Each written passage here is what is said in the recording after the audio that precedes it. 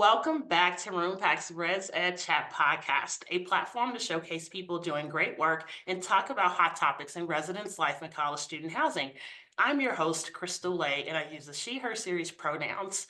So today we're talking about a really cool topic, but I want to start by sharing that early on in my career, the early 2000s, I remember going to a training session or conference session where the speaker was introducing this idea of millennials. And I was really invested because at that time it said millennials were born in 1980. And I thought, oh my gosh, I'm born in 1980. And so, of course, I was right there. I wanted to hear all the information about this new identity I had gained. Now, over the years, that date has changed. I know I'm now an ex-millennial, but imagine my surprise, fast forward almost 2 decades later, I go to a session where the speaker, the researcher, is talking about the implications of the multitude, the many generations that are in the workplace and how that can impact or shape workplace culture. So I immediately got in line. I had to buy the book, had to get it signed. And I'm very grateful that that researcher, that speaker is here with us today to talk about generations in the workplace. And so with that, I'll have our guests introduce themselves. Well, hello. I'm excited to be here. My name is Megan Gerhardt. I am a professor at Miami University. I teach management and leadership. And more relevant to our conversation today, I am the author of the book Gentelligence, a revolutionary approach to leading an intergenerational workforce. I am a generational sort of consultant, strategist, whatever term you want to use. I work across industries around the world, really to help organizations see their multi-generational workforce as an opportunity rather than a frustration. That is the focus of all the work that I do. And thank you so much for being here. And so I want to start off, Megan, by asking you, like, what inspired you to start exploring generational dynamics? And then how do you see those showing up specifically in campus housing settings as you think about the students and staff who occupy this space? So my origin story for this really is starts on campus. So like you, I started my career at the university in the early 2000s. I had just turned 26, so not an unexpected time for people starting out in their career. But as a professor, that was relatively young, and I walked into sort of an interesting dynamic in that my colleagues, of course, were anywhere from maybe 10 to 40 years older than me, as you tend to find many places, but specifically on a college campus, right? We have a lot of older faculty, emeritus faculty even, that are still with us. And then I had on the other end students who were millennials in my classroom that were only maybe 4 or 5 years younger than me. And so I think that could have really been awkward, I think, to have such little space between myself and my students, but maybe by nature of my personality or just, my researcher brain, I was really intrigued because I do teach, all things in the workplace, organizational psychology, why people behave and think the way they do at work. I was noticing, even with that 4 to 5 year age difference, some differences that were pronounced to me between myself, who's an older Gen Xer, and what would have been the older of the millennial generation. And I really thought, where are these differences coming from? And then when I compared that to how many of my colleagues who were substantially older than me were talking about career or work, uh, work-life balance, motivation, any of those things, leadership, the differences were even more pronounced at times. And so I thought, well, this is fascinating, right? This is a diversity topic, which, of course, we're very invested in. So why aren't we treating it that way? Because I went out and I started doing, I was digging into the academic research. I was looking at, how this was being treated in companies. And as it is now, unfortunately, although we've made some inroads on it, it really was being viewed through a very negative frame. That there was a lot of shaming and stereotyping and simplifying it down to kind of the lowest common denominator. All millennials are, and I'm sure you remember sort of the Yes. millennial, entitlement, shame, blame that we put on the millennial generation, and that happens to all generations. But here I was really in the middle of it, and having a very positive experience, maybe because of that curiosity, I really found myself learning a lot. I was learning a lot, of course, from my older mentors and colleagues, as most of us do, but also on the other end, just that curiosity, asking the students why they viewed things in a different way was really helping me be a better teacher. It helped me frame discussions and put decisions in context. And so if we connect that to this idea of residence life, we're in a very interesting spot on a campus where, of course, we work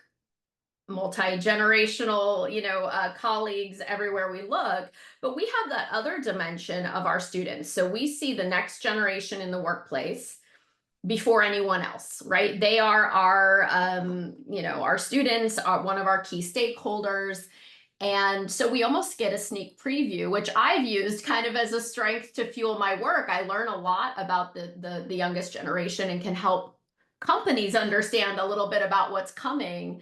But, we have sort of this, I choose to say, opportunity, whether it's in residence life or in our classrooms, to stop this pattern of sort of blaming and shaming in both directions, not just us judging the students coming in our doors as different or wrong because they're different, but also to help them understand, and we can get more into this during the interview, I'm sure, that the norms that they're used to might not be the norms that their older colleagues are used to. And how do you navigate that really in a more successful way? So, I think it's a lot of reframing. It's a lot of best practices and cross-cultural work or DE&I work, however you want to look at it, but applied to a topic that historically we just really haven't applied it to before. So I think, I want to go further and talk about our students that are with us right now, and then also some of my colleagues, because I think Gen Z, those folks are probably between 13 and 28 right now, right? That's Like correct. that's Yeah. and so we have our college students on the younger end of that typically, and then some of the folks we may be supervising may be in that early 20 stage. And so but I want to focus on our students living on campus. What should we be thinking about or aware of as housing professionals for those Gen Z college students who are living on our campus right now? I think there's always a mix. So I am, as you know, because you've heard me speak, I'm very against stereotyping an entire generation. I think that's a big limitation we've had and why we haven't made more progress in this field. So I'll never say like all Gen Zs are, right? Because as soon Mhm, as we all hear that, we're like, not me.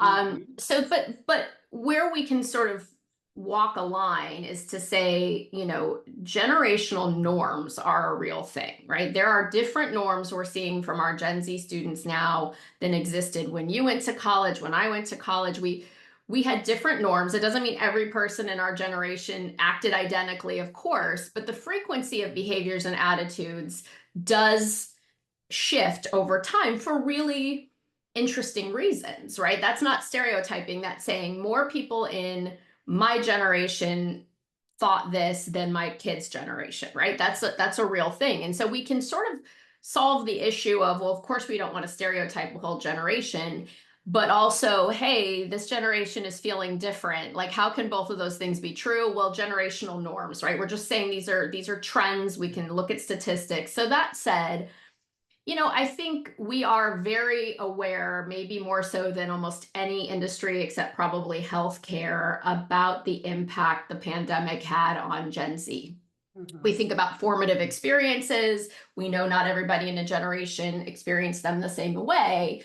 But here we have, the next set of students who, I have to do the math. So we're 5 years out from lockdown. So the students that we have on campus right now were probably in high school, right? Or starting high school when the pandemic hit, or getting to that point. And so what does that mean for them? It varies, but what I am seeing and what we're seeing across the board is people who were in that formative phase of life, which would be pretty much all of our Gen Zs, so 5 to 25 years old is your formative years. So that pretty much covers all of our Gen Zs at this point.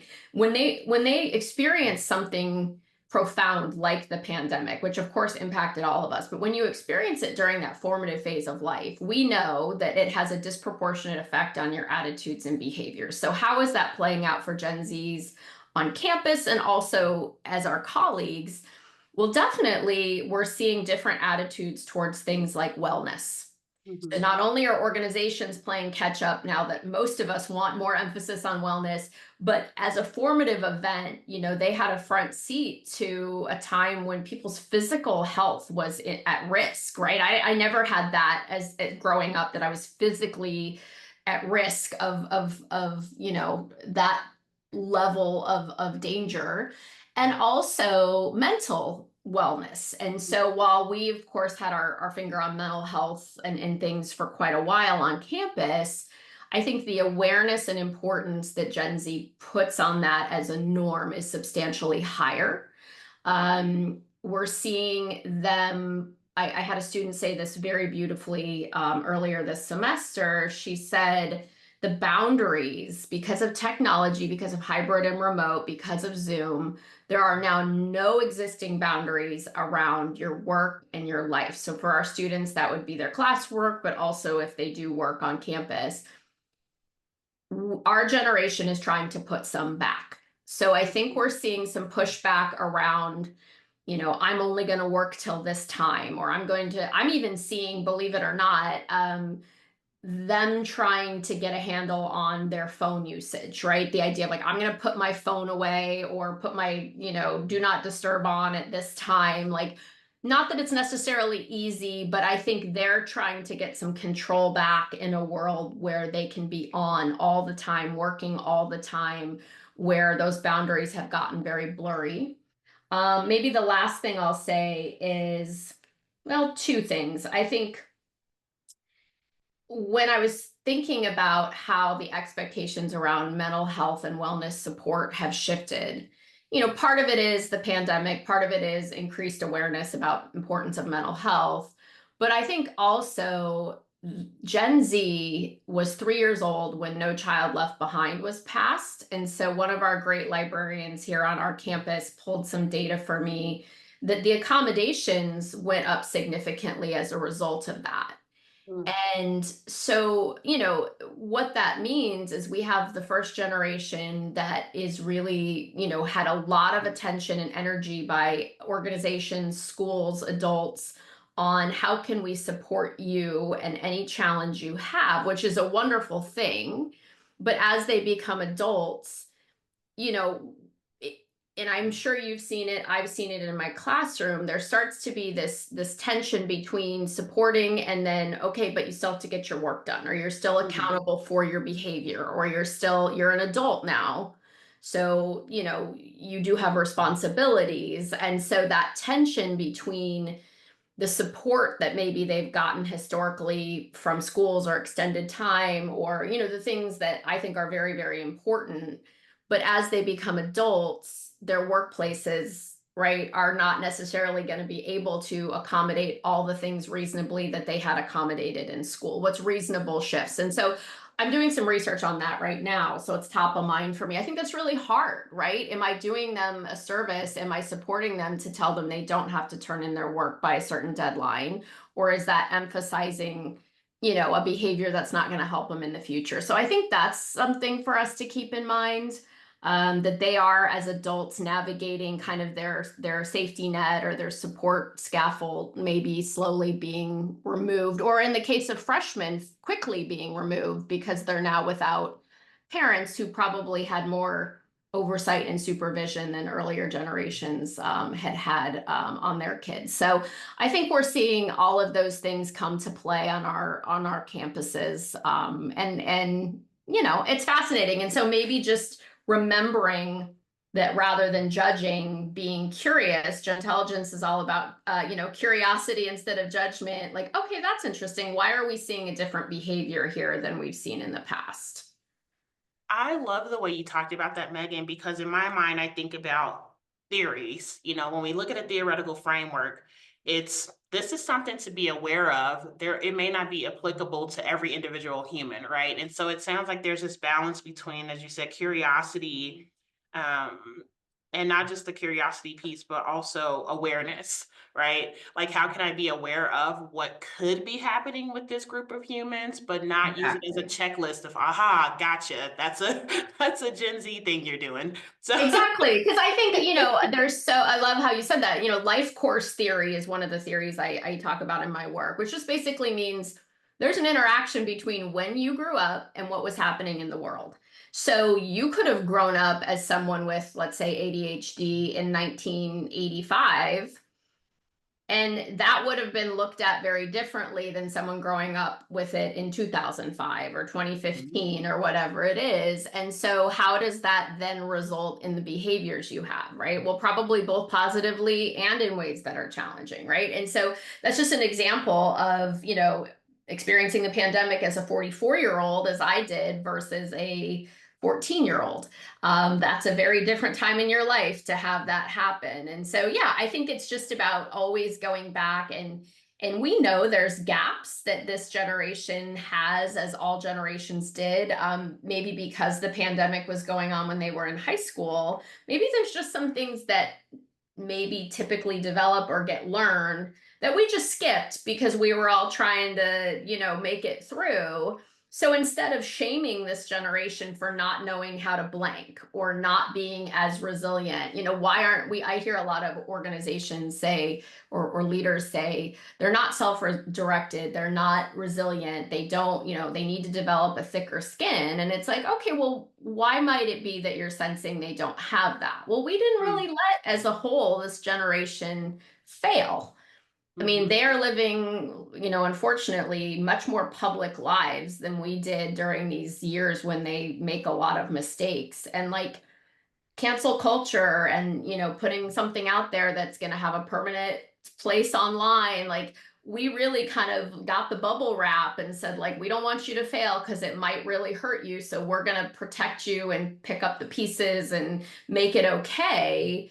Whereas we got to maybe fail earlier in a Mhm. more private way, like, Mhm. okay, you better figure it out.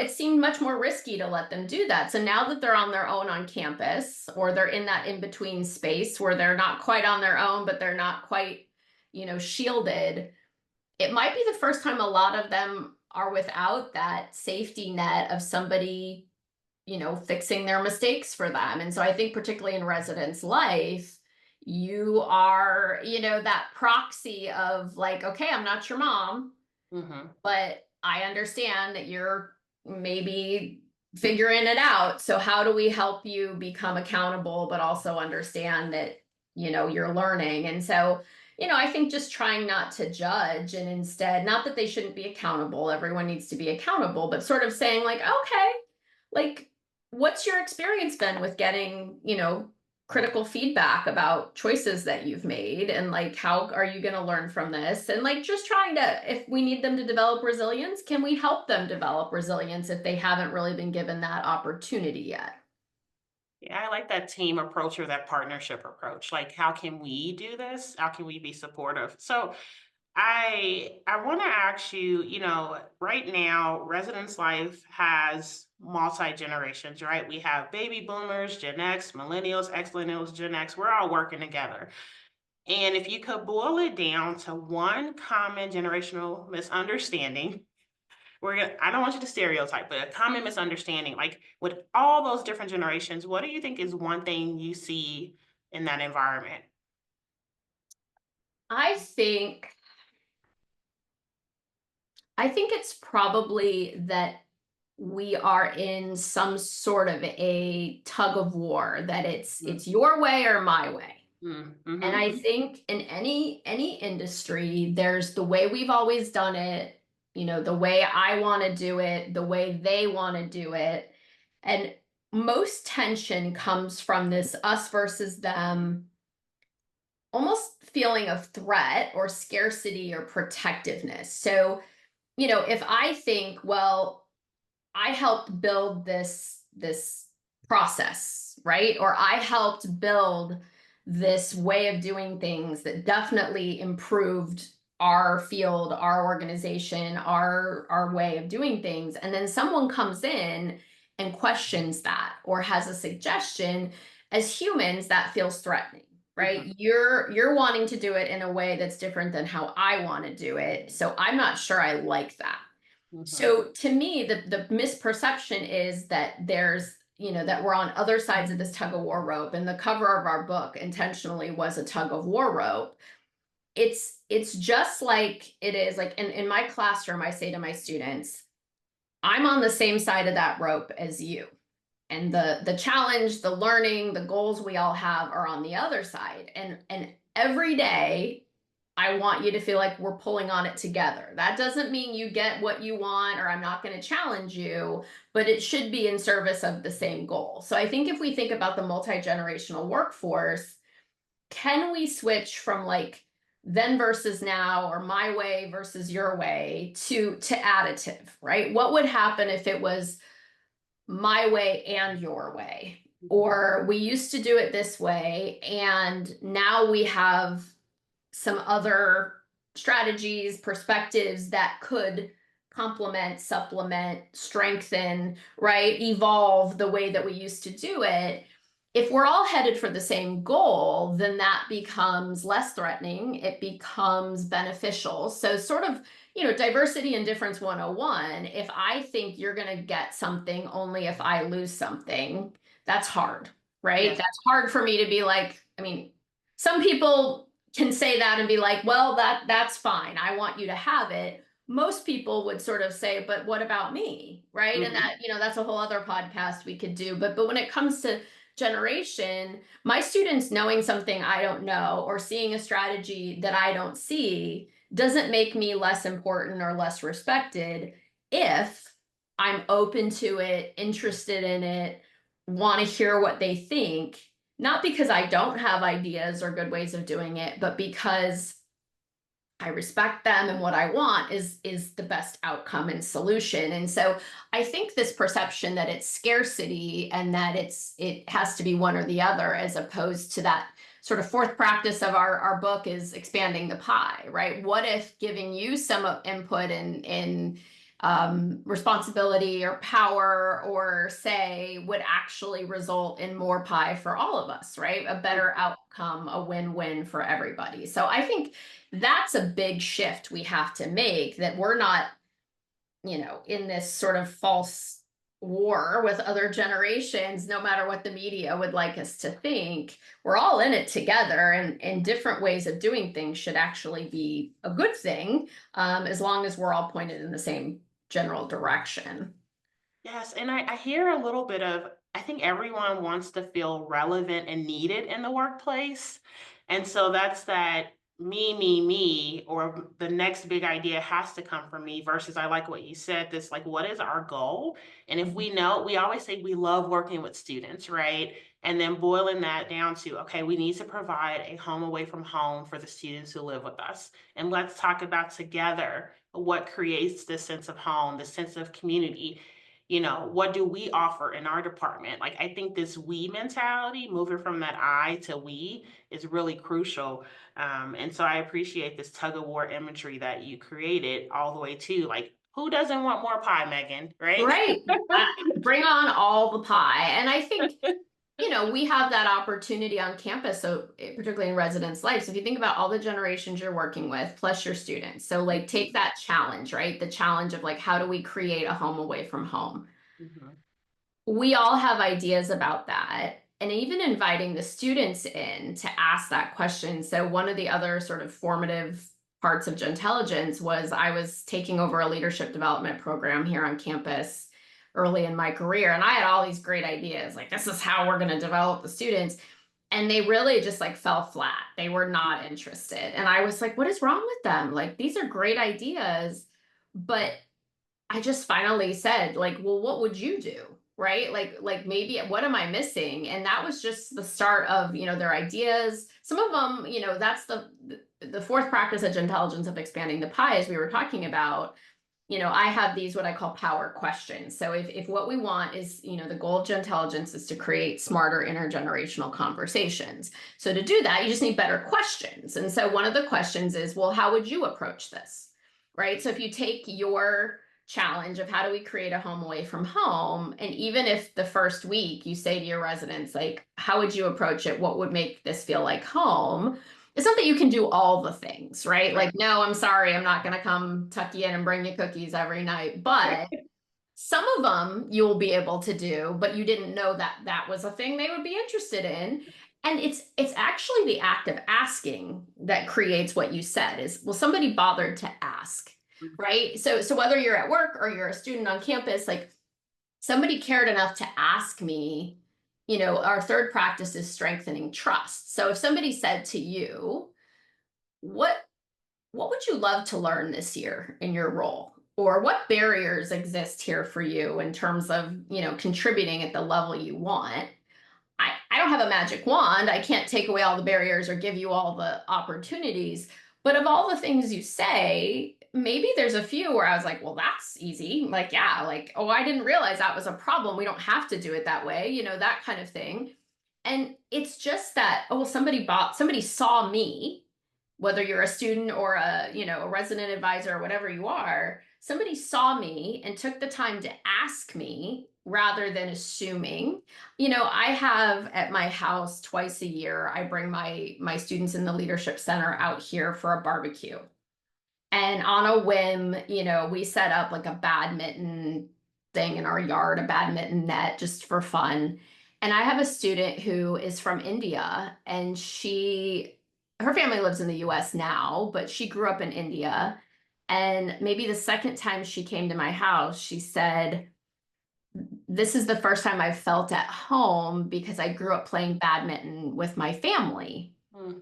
And it like became the highlight of her semester. And I said, well, I'll just leave up the net. And anytime you want to come out with a friend and do it, like, you don't even have to tell me, like, no problem. But like, I had no way of knowing that that was something that, I mean, that's easy, right? Mhm. But who knew? I wouldn't have had that on my list of things that would make it feel like home. So I just think even the act of asking as an RA, or as, what would make this feel like home to you, it is such an interesting way to leverage that. Yes, and we all have our own sense of home. Like, what does home mean? Like, we could just go off on that question, but what I'm taking away is this idea of being asked and brought to the table. Who does not want to be a part of sharing input? And I think also being really clear on, we can't do everything, or maybe this isn't no, it might be a not right now, and your voice matters. I mean, we want to Mhm. bring folks to the table when we can. Can I throw a scenario question at you, Megan? Of Okay, course. okay. So it's late at night, and we have a Gen Z hall director, and they post in group me during a student crisis. The AD is a millennial. They don't reply because in their mind they're like, "Oh, things are good," right? And then that hall director, who again is Gen Z, they feel unsupported. So that's the scenario. What are some expectations or assumptions that you think might be influencing that interaction? Yeah, so I think we see this all the time with communication. So we all grow up with different communication channels that we prefer based on technology and norms.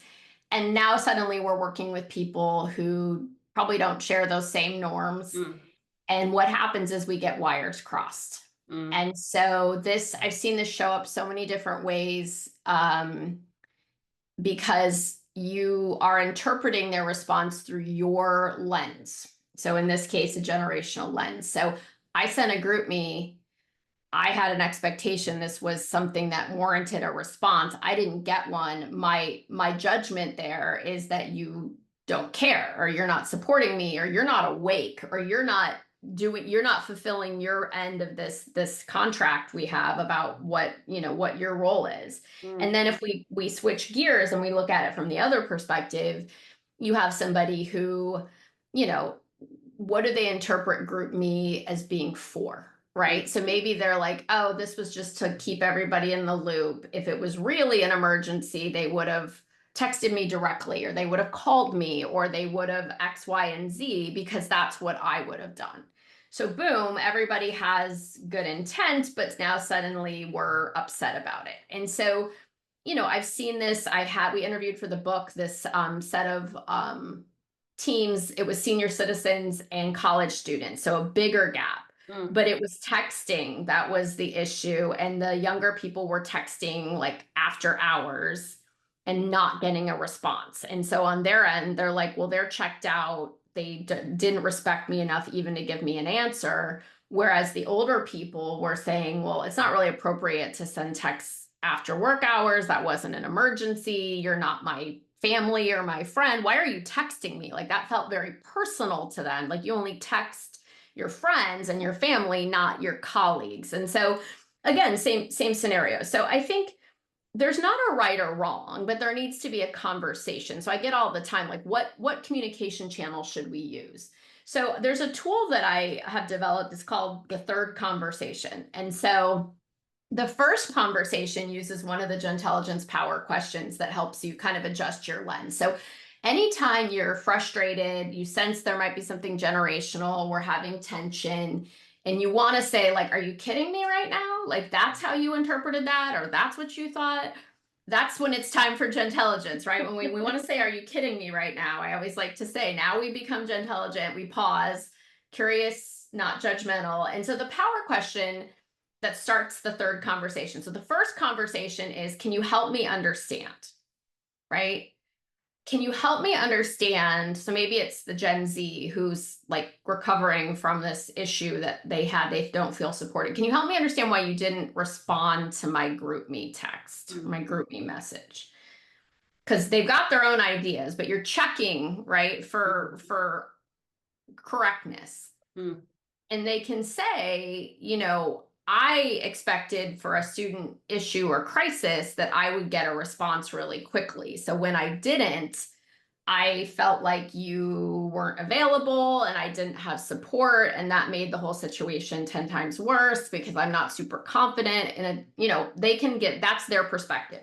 Help me understand. And here's where I'm coming from. The second conversation allows that millennial, to AD to respond and say, okay, thanks for sharing that. That wasn't how I interpreted that. On my side, when I see a GroupMe come in, I'm just feeling like you're keeping everybody in the loop. And I saw it, I was aware, I appreciated that you had let me know. It didn't come across to me as something that warranted a response or an immediate response. I would assume if you had a real crisis you needed me for, that you would have called or texted or whatever their lens is. So that's the second conversation, like your perspective, my perspective. And then the third conversation is, okay, where do we go from here? We don't want this to happen again. Like we work together, we're both here for the students. Now what? And this is where I don't dictate, but it has to be a conversation. Like what is the goal? That everybody feels supported, that the students get what they need, balanced with being respectful of people's time, right? And what's appropriate and whatever the processes are. So I had this happen on my team. I had sent an email asking for something. I didn't get the response by the time I had asked it for, and I had to do that third conversation. And so in my case, I said, okay, my goal is blank, right? To get the information I need by the time I need it. The email didn't make that happen because you all don't check your email. What would be, how would you approach this? How could we do it different? So there's a couple ways with communication. I think setting standards that aren't generational, they are organizational. So can we all agree that if a message comes across in any forum, GroupMe, text, a call, an email, that we agree to respond within blank, right? And by industry, it would be different. Like if it's an after hours message, we agree to respond, what is a reasonable amount of time, right? Or if this is a crisis and immediate help is required, let's agree the language we're going to use. It's kind of like you get that action required email and you're like, oh, I need to read this and do something. Yes. So like for me, I said, well, if I want you to check your email because something has to come through email, I need you to attach a document. I'm going to send an action required email. And then what we agreed is I would send a text letting them know, heads up, there's a time sensitive email that's in your inbox. And our standard is 24 hours you respond. Now that's probably too long for what you're talking about, right? But it's a conversation about how are we going to use different channels? Is there a particular channel you use if it's urgent versus just keeping, maybe people say no response needed, I'm just updating you, versus please give me a call or please respond I need some support, right? So it's almost this idea of with communication, with everything really, but with communication, you have to make what you think is implicit explicit. I need you to respond within an hour. Mhm. I need you to tell me whether you need support or you're just updating me because I can't read your mind, right? So those kinds of things, I think, don't assume that people in different generations are viewing that the same way you are. I love that. And something I've done before, I will do the little thumbs up or make some type of, if it's a text, some type of acknowledgement that I have received this message, or I will follow up and say, "Hey, do you need me to do anything with this?" Um, Yes. and it took me a couple extra seconds, right? But I think it's a habit that has to form versus it may not be this top of mind. I always need to respond or ask if someone needs help. So I think that's a really easy and simple way to do that. Well, and I do think, I was at a medical school a couple weeks ago and they were having an issue with residents. And they're like, they don't respond to emails from their supervisor. And I don't like it, but I'm really worried that when when they have a job, that suddenly they're going to be perceived as unprofessional or rude. And so part of it is, if the generational norm was, well, a lot of those emails or texts or whatever aren't directly for you, like no need to clog everybody's box by like, got it, thanks, like sometimes that's not viewed. Maybe we need to make explicit, like, can everybody just thumbs up the message to so we know you got it? Mhm. Or if there's a response required, be very direct. Like I could use some help, or can someone reach out to me, please? It's urgent, or whatever it is, right? I think that just kind of trying to make that explicit is super helpful. I like the communication piece that you're talking about, and how can we be clear? How can we just name together some shared expectations? Now, I'm wondering, for someone who is leading a team and there's obvious tension that's taking place, and maybe the tension comes from communication, or maybe it's just tied to there's just a lack of understanding because we're just different humans in this space. But as someone who's a leader and the tension is generational, like what advice would you give them? Like they reached out, like, "Hey Megan, I saw you speak. This is a thing that's happening to me." How would you coach them maybe? I think it depends on the context of the tension, but I Mhm. think, a lot of it is, as we've talked about so far, where is the tension coming from? Wires getting crossed, where I thought you meant X and you assumed I meant Y, and now we need to unravel that situation. If that's the case, I think it's almost a matter of, one of the exercises we included in our book, which is not ours but comes from cross cultural, is that describe, interpret, evaluate exercise, which anybody who's gone abroad or done any work with culture is familiar with. But I used it once. There was a lot of tension. Like you can tell when people are like locked and loaded with like frustration or animosity towards another, like these young people or okay, Mhm. boomer, like you can hear the judgment and it comes from like, I've hit this over and over again. And even when I do workshops, when people are trying not to be judgy, you can hear like, well, they expect to be spoon fed, or I can't hold their hand, or, whatever it is. And it's like, oh, they're really having some feelings about this whole thing. And so I think there's a couple strategies to help us break down that tension. So the first two practices of Gentelligence are all about dialing down the tension. So I think one approach is that describe, interpret, evaluate. So describe the behavior that you're experiencing. So in the case that I was thinking about, this woman was a nurse and she said, these young people keep coming into my exam room and pulling out their phones and not paying attention, and it's rude. And you could tell it had happened to her like 50 times and she was over it, and the phone itself was just like a triggering thing for her. Mm. And I thought, wow, like there's a lot wrapped up in that. And so let's break it down. So I said, let's describe, like, the phone's coming out, right? That's all, that's objective, can't argue with that.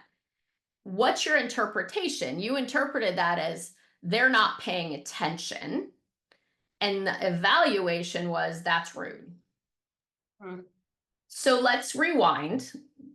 Phones out. Is there another interpretation that's possible? And I actually asked her colleagues. So these were nurses, doctors, they were emergency room staff. And immediately her colleagues, not patients, like colleagues of people she respected and trusted across generations, were saying, well, I have my questions for the doctor or the nurse in my notes app. Or like maybe I want to write down what you're saying because I don't want to forget it. I don't feel good. Or maybe I'm Googling to see like what time does the pharmacy close? Or what does that word mean that you just used? Or I'm texting my roommate because I have COVID or, whatever it is. And so, yes, some portion of the people were not paying attention, but all of those other interpretations were not ones that she had thought about because that's not really how she uses her phone, right? If she had questions, she probably brings them on a piece of paper because that's how she has always done it. And so her hearing other interpretations that were less triggering to her, like, oh, they actually have questions for me, or they want to make sure they get my instructions correct. You could see her lens, right? Adjusting the lens is one of our practices, like just nudge a little bit. Mhm. And it's like, well, if someone's taking notes on what you're saying, then suddenly that's not rude, right? Mm. It's different than you would do it. So I think if they're experiencing tension, I think let's pick an issue that's really charged and sort of say like what's really going on here? Like this is happening and we're all interpreting it through our own lens, which we do, but that's where we almost need to say like, can you help me understand why the phone is out?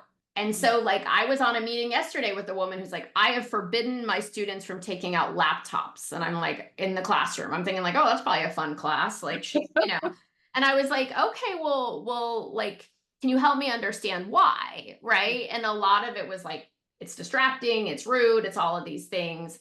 And so it's not that she can't forbid them from doing that, it's her classroom. But I said, there are people who aren't being rude, they're taking notes, right? And now they're being called rude and they're not being allowed to take notes. So you got to probably provide some context for them as to where that decision came from and all those things. So I think one way to dial out tension is to help people see that there's other ways to view it. I think also one of my favorite power questions around wires getting crossed is, we have this tendency to assume, like, of course, we're all aware of stereotypes, but the other kind of assumption is that you see it the way I see it. And so, like, let's say we're trying to figure out, like, how do we have greater transparency in residents' life or whatever the buzzword is of the day. Just asking something very direct around, when I say transparency, tell me what that means to you. And asking different generations. I've had this before because younger people, transparency usually means I want to know why. Why did you make that decision? Why can't I have a laptop? Why do I have to sit through this training in person instead of doing it on Zoom or whatever the tension is? Older people tend to think transparency means like keys to the inner sanctum of how much money everyone's making and, confidential student information that will get us sued if we tell the wrong person. Like there's a little bit different connotation. And so again, just asking to make sure I understand and you're seeing what I'm seeing and we're not talking past each other. I think a lot of that helps the tension, just kind of like calling out the elephant in the room and saying like, we may not be as far apart as we think.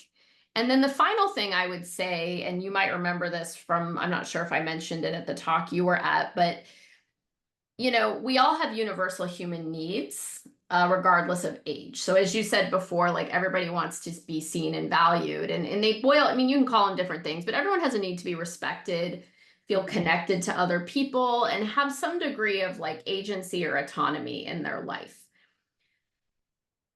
The norms we learn generationally on how you pursue or fulfill that might look very different. Like connection's probably the easiest one, right? Like we say these young people, they don't know how to have a conversation. Well, they're having 10 conversations. They're just not having them on channels that you're familiar with, right? Or that make sense to you, but they're connecting in a way that makes sense to them. And so I think in areas of tension, I would tell a leader, like, can we pull back and find the common need? Right? We all are trying to be respected here, or we all are trying to figure out a way to have some amount of autonomy in our life, or, feel connected to other people. But maybe a Gen Z pursues that with norms that I don't understand because that's not how I did it. So I'm Mhm. judging their norm and I'm missing a common need. Like I can understand somebody wanting to connect to other people, or I can Mhm. understand them wanting to feel respected. Like, let's start there.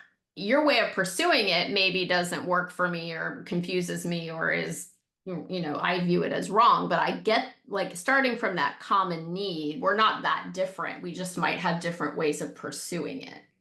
Yes. What's the common destination, the common goal, knowing that there might be different paths to get there. I really love how you talked about that. So I wonder, what's if a residence life or housing department wanted to say, okay, we want to try Gentelligence, right? Like what's the magic? What's the beauty of going down this journey? Or that. I think, yeah, I think it allows for smarter intergenerational conversations, right? Like, I'm not an expert in residence life, they're experts in residence life. So I can't give them a script. I can't give them, the magic answer, but I can give them some questions and some different ways to frame things and some practices. So when they hit that tension at 2 o'clock in the morning or in a staff meeting or whatever it is, the idea is giving us a new way to think about this so that one of the things someone told me once, which I loved, is like, well, you're giving us the tools to do our work in a different way, right? I don't know how to do your work, but I can give you these tools. So whether you're dealing with a student that you think feels very entitled to you, and it's like, okay, what's the common need? Oh, they feel disconnected, or they feel isolated, or they feel like they don't have control, or okay, let's start there. I think the magic and beauty is it's a set of practices that we know work on all kinds of differences, and now we're going to apply them to age and generation. I think it stems from trying to understand versus judgment, because when someone feels judged, they're going to get defensive and we're all going to go in our corners and put our walls up and we're not going to get anywhere. But if I think you're trying to understand me, then immediately my human tendency is to try to understand you. And I think one of the things I love, that question that we talked about of, well, how would you approach this? Mhm. Again, you hear like really great creative new ideas and perspectives that you wouldn't have thought of, but really the magic is, well, when you ask someone that, imagine that I ask a younger colleague, like, how would you approach this? The respect I'm showing them, that I know they may see it differently than me, and I'm interested in that I'm not threatened by that I believe they have something they can teach me, immediately changes the energy and the mood in that exchange.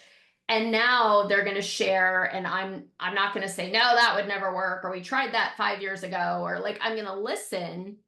I'm going to hopefully get all kinds of great new ideas and things.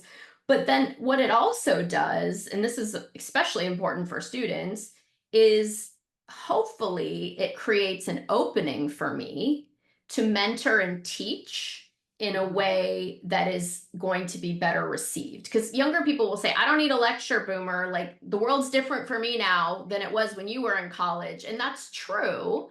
So I'm not Mhm. going to lecture. I'm going to listen to you first. And then maybe I'll say, oh, well, you said something really interesting there. You know, could we think about X, Y, and Z? So I'm gonna give you some mentorship or some insights in service of this thing that's important to you. And now suddenly they're going to be more willing to listen to me because I listen to them. right? And Mhm. so, and it works the other way too. If you're a younger person and you have older people you're leading or managing, it works, the same way. You're showing them respect. They're more willing to listen to you because you asked for their input.